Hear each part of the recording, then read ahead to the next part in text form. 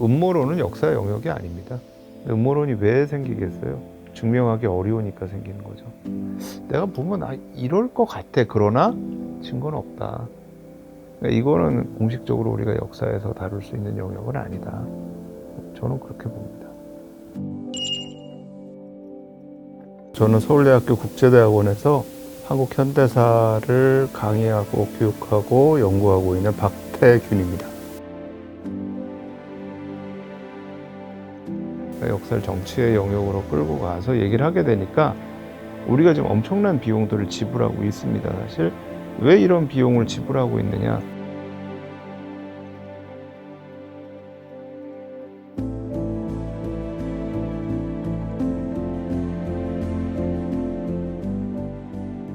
(2000년) 직후에 이제 뉴라이트라는 그룹들이 나왔고요. 근데 그 이전에도 사실 95년을 전후해서 주요 신문사에서 이승만과 나라 세우기라고 하는 이제 그런 전시회도 있고 그런 어떤 책도 나오고 했었어요. 그러니까 이제 이승만에 대해서 재평가를 해보자 한 게 있었고 그 이후에 뉴라이트가 나왔죠.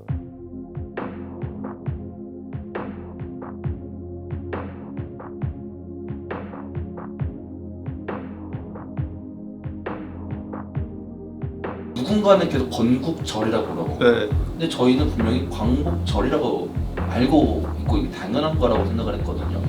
사실은 건국절이라는 용어 자체는 학계에서 쓰지 않아요. 세계 학계에서 보면 그러니까 네이션 빌딩이라는 얘기를 하죠. 나라를 세우는 과정이라는 얘기를 하는 거죠. 그러니까 근대 이후에는 어떤 정부가 수립되고 그 정부가 통치를 한다는 것 자체는 기본적으로 민주주의라는 거에 이 정당성을 가지고 있는 거죠. 그래서 우리가 선거를 하는 거고 그걸 통해서 대표를 뽑고 그 대표가 이제 국가를 운영해 나가는데 국가를 운영하는 데 있어서 두 가지 핵심이 있는데 하나는 국방적인 의미입니다. 국방의 힘을 가지고 외부로부터의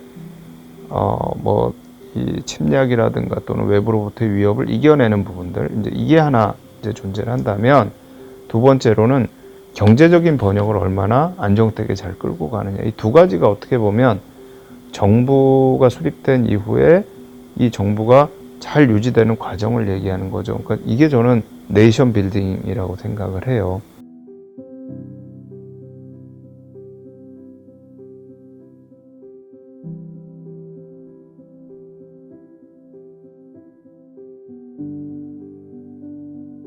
어느 날 하루 건국된 게 아니고 그 과정을 통해서 국민들이 대한민국이 우리 국가야. 내가 여길 지켜야 돼. 라고 하면 이게 네이션 빌딩이 되는 겁니다. 근데 국민들이 그런 아이덴티티를 잃으면 네이션 빌딩이 실패라는 거죠. 그러니까 저는 건국이라는 개념 자체는 우리가 끝까지 가서 계속 우리가 봐야 되는 개념이지 어느 시점에서 됐다 이렇게 보면 안 되는 것 같아요. 그래서 언제가 건국절이고 언제가 뭐고 저는 이런 논쟁은 정말 할 필요 없는 논쟁을 하고 있다라고 생각을 해요. 저는. 그러니까 이제 지금까지 우리가 우리 역사를 바라봤던 시각의 중심 자체를 민족이라고 하는 데다 굉장히 중심을 두고 이제 역사를 쭉 바라봤고 지금도 사실 그 부분이 되게 크게 이제 작용을 하고 있는데 이분들은 역사 자체를 시장을 중심으로 놓고 한번 해보자.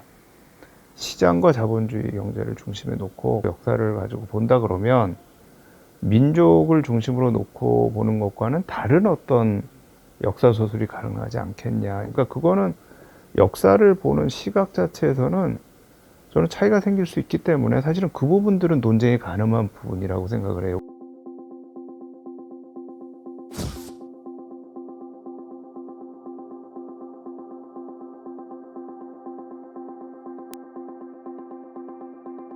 문제는 이제 그렇게 하시는 분들의 생각이 그걸 넘어서서 정치화가 돼버린 거죠. 그러니까 역사를 정치의 영역으로 끌고 가서 얘기를 하게 되니까 실제 역사적 사실과도 좀 다른 어떤 얘기들이 나오기 시작을 하고요. 독도 인식은 대한민국 성립 이후 그것도 지난 20년 사이에 급하게 반일 민족주의의 상징으로 만들어진 것입니다. 그 사람들이 왜 매춘을 했냐? 살기 어려서 그런 거예요. 집이 어렵고 본인이 돈을 못 벌고 지금 그렇다는 거에 동의하죠. 지금은 그런데 과거에는 안 그랬다라고 얘기하려고 하는 건데 그게 아니고 옛날에도 그랬어요. 뭐 역사는 해석의 문제다, 관점의 문제다라고 해서 본인들의 주장을 자꾸 합리화시키려고 하는데 기본적으로는 역사적 팩트 자체를 왜곡해서는 안 되겠죠.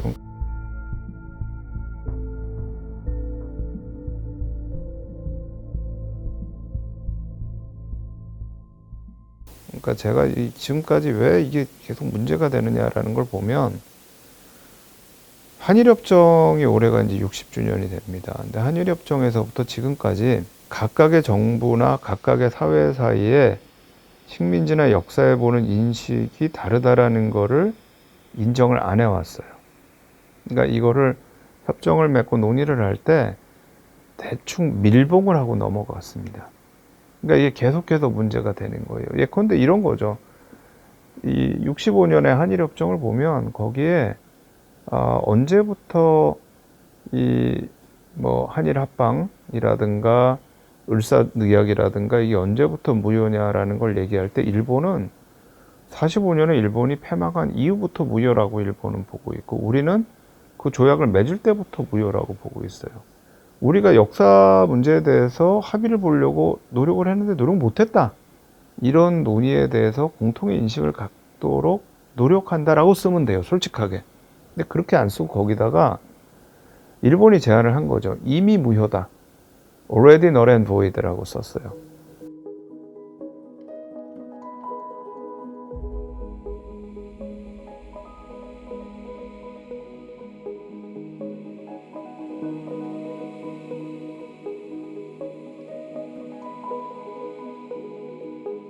근데 그렇게 쓰고 나서 일본은 그래 니는 니네대로 해석하고 우리는 우리대로 해석한다. 이렇게 해버렸어요.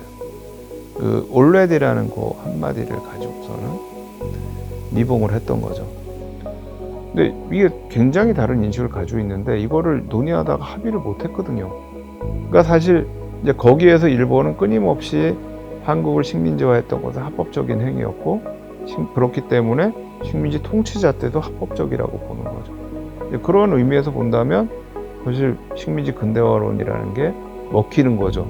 합법적으로 해서 그걸 통해서 한국을 발전시켜줬다. 뭐 한국 국민들도 어떻게 보면 식민지화를 원한 거 아니냐라는 것까지 얘기가 갈 수가 있는 거죠. 식민 과정에 있어 역사를 보다 보면은 그 당시 조선은 일본이 없었으면은 발전하지 못했을 거다라는 뭐 말도 안 되는 거죠. 그 말이 됩니까? 어떤 나라든지 속도와 방향에 차야지 발전해 나갑니다. 전 세계사를 보세요. 프랑스 혁명이나 무슨 영국 혁명이나 이 미국의 이 남북 전쟁 이후의 산업화 과정을 제외하고는 모든 나라가 다 서서히 발전해 옵니다. 그게 더 일반적인 거예요. 우리가 식민지를 거치지 않았어도 우리도 계속 발전해 왔을 겁니다. 이 발전이 더디지만 어쩌면 사회적 부작용이 더 적게 발전해 왔을 수도 있겠죠. 그건 모르는 겁니다. 다른 하나는 러시아나 중국의 식민지가 됐을 거다 라는 얘기가 또 하나 있고 그건 사실 모르죠. 그건 확증할 수 없습니다. 그러나 어떤 방향이 됐던 간에 한국은 계속 발전해 왔을 겁니다. 그 과정 속에서.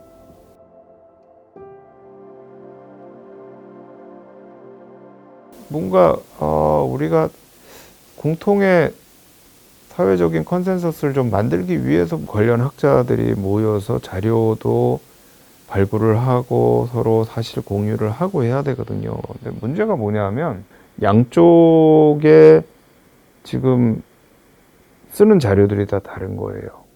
그래서 이런 거는 정말 좀 우리 쪽에서 지금 미국 쪽이 가지고 있는 자료들을 가지고 약간 위안부 문제에 대해서 접근을 하고 있는데 그것도 사실 일본이 가지고 있는 자료하고는 또 다르죠. 일본은 군대가 갈 때 왜 위안소들이 그 군대를 쫓아다녔는지에 대한 공식적인 자료도 있을 거란 말이에요. 그러니까 사실 정말 해결하기 위해서는 우리가 서로 꺼리고 있는 것도 조금 건드려 줘야 되고 그런 것도 우리가 논의하고 자료도 찾고 이래야 문제가 해결이 되지 그냥 좋은 게 좋은 거야 하고 간다 해서 해결되는 건 아니라고. 저는 기본적으로는 한일 관계는 좋아야 된다고 생각합니다.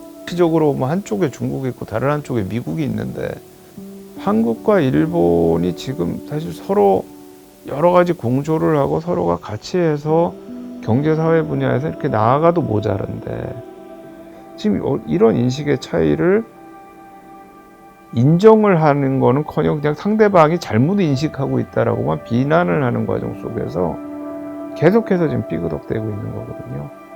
저는 좀 더 솔직해질 필요가 있고 상대방에 대한 이해도 필요하다.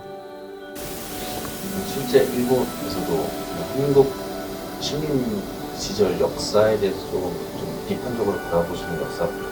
있죠. 많이 있죠. 또 실제로 뭐 일본 왕도 지난번 왕은 사실은 뭐 사과도 했잖아요. 国によってもたらされたこの不幸な時期に帰国の人々が味わわれた苦しみを思い私は痛惜の念を禁じ得ません 본인이 할 수 있는 최대의 말을 쓴 것 같아요. 사실 그런 얘기를 할 때 일본 정부가 얼마나 불편했을까. 그때 그 왕이 제가 보기에는 한국을 제일 많이 이해하는 왕이 아니었나 좀 그 생각을 하거든요. 그러니까 그런 때가 오히려 저희가 좀 일본과의 여러 가지 이해라든가 관계를 좁힐 수 있는 때인데 근데 갑자기 이명박 대통령이 그 일본 왕을 비난하고 나서 깜짝 놀랐어요. 지난 1990년 노태우 전 대통령의 방일 당시 아키히토 일항이 과거사에 대해 언급했던 통속의 염 수준 정도로 말을 다시 할 거면 올 필요가 없다고도 했습니다. 한국에 방문하고 싶은 독립운동가 돌아가신 그가 찾아가서 진심으로 사과를 하고 이렇게 하면 좋겠다 이거에 나였습니다. 딱 그때가 분기점입니다. 일본 왕의 책임에 대한 비판하고 이명박 대통령의 독도 방문이에요. 사람들이 왜 도대체 독도를 갔지? 아무런 이슈도 없는데 다 그렇게 생각했거든요.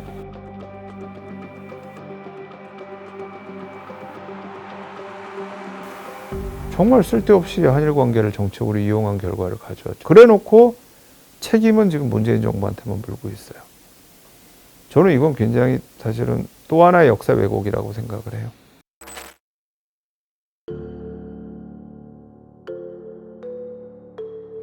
정부는 오늘 오전 세종문화회관에서 제79주년 8.15 광복절 경축식을 엽니다. 광복회는 같은 시각 서울 용산구 효창공원에 있는 백범 기념관에서 광복절 기념식을 따로 엽니다. 저희가 보면 작년에 8.15 기념식을 갈리어져서 했었죠. 왜 그로부터 80년이 지나서 광복이라든가 전 민족적으로 기념해야 될 기념식 자체를 갈라져서 해야 될 것인가. 굉장히 저는 너무 마음이 아팠어요. 특히 요즘 시점에서 우리 사회가 굉장히 좀 정치적으로 분열되어 있습니다. 역사는 과거와 현재의 대화다라고 얘기하는 게 3.1운동이라는 것은 그런 어떤 정치적인 분열이 없이 진짜 국민들이 독립운동이라는 하나의 목표를 통해서 한국 사람들이 다 통합이 돼서 이렇게 운동을 했다라는 부분도 저는 굉장히 중요한 의미가 있는 것 같아요. 그런 의미에서도 우리가 3.1절이 갖고 있는 의미를 한번 좀 다시 되돌아보면 좋겠다라는 생각이 좀 듭니다.